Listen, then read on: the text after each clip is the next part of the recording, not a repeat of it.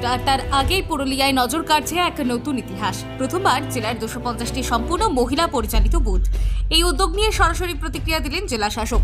তীব্র তাপদাহকে উপেক্ষা করে বুধবার সকাল থেকে জেলার 4টি ডিস্ট্রিবিউশন সেন্টার, সিধু-কানু বিশ্ববিদ্যালয়, রঘুনাথপুর কলেজ, মানভূম মহাবিদ্যালয় ও সত্যভামা বিদ্যাপীঠ থেকে ইভিএম ও ভোটের সামগ্রী সংগ্রহে ব্যস্ত ভোট কর্মীরা। দীর্ঘ লাইনে দাঁড়িয়ে চলছে শেষ মুহূর্তের প্রস্তুতি। এবারে ভোটে বড় আকর্ষণ এই 250টি মহিলা বুথ। প্রতিটি কেন্দ্রে থাকছেন 4 জন করে মহিলা কর্মী। নিরাপত্তার দায়িত্বেও মহিলা বাহিনী। প্রথমবার ডিউটি পেয়ে উচ্ছ্বাসে ভরপুর মহিলা ভোট কর্মীরা। এ বিষয়ে পুরুলিয়া জেলা শাসক কি বললেন শুনুন সরাসরি।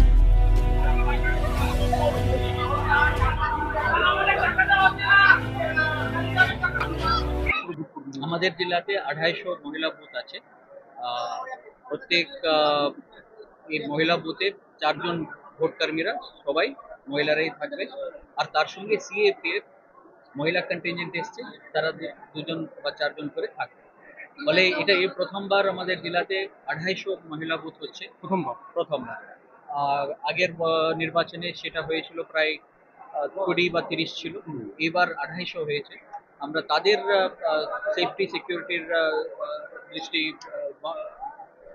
হ্যাঁ, এটা আমরা পুরোটাই অ্যারেঞ্জমেন্ট করে রেখেছি। সিএফএফ থাকছে আর আমাদের সেক্রেটারি অফিসাররা কভারেজ করবে। কেন্দ্র বাহিনী কি এসছে 151 মানে 151 কোম্পানি। মহিলার সঙ্গে বুথ মূলত উদ্দেশ্যটা কি রয়েছে?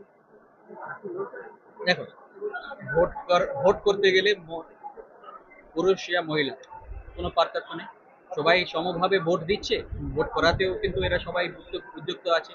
সেটাই আমরা দেখেছি। মহিলা কর্মীরা যারা এসছেন ভোট ট্রেনিংয়ে আমরা দেখেছি খুব ভালো রেসপন্স পেয়েছি।